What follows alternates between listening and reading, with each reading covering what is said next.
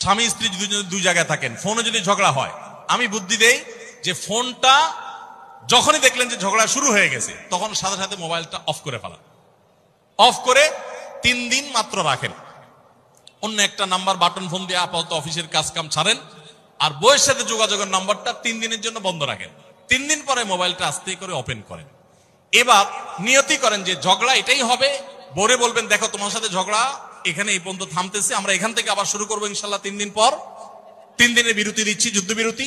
3 দিন পরে যদি শুরু করেন, আমি তো দায়িত্ব নিয়ে বলতে পারি, লিখিত দিতে পারি আপনাকে, 3 দিনের পর যখন আবার নতুন করে শুরু করবেন ইনশাআল্লাহ দেখবেন আগের ঝগড়ার যে দুইজনের একজনেরও আর কিছুই নেই।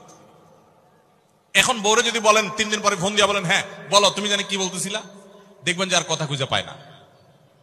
আর আপনিও যদি বলেন যে হ্যাঁ আমি জানি কি বলতেছিলাম, দেখবেন এখন ঝগড়া করে জুত পাবেন না, গিয়ার একেবারে নরমালে চলে আসছে। এই জন্য ভাইরা, রাগ যখন হয় ওই টাইমটাতে ঝগড়াঝাটি করতে হয় না। তাহলে সেক্ষেত্রে দাম্পত্য জীবনে অশান্তি থেকে অনেকখানি বাঁচা যায়। যে ঠিক আছে আমরা ঝগড়া করব, এ বিষয়ে আমরা এখন কথা বলবো না, কালকে কথা বলবো, একটু অপেক্ষা করেন, উভয়ের জন্য সেখানে কল্যাণ থাকবে।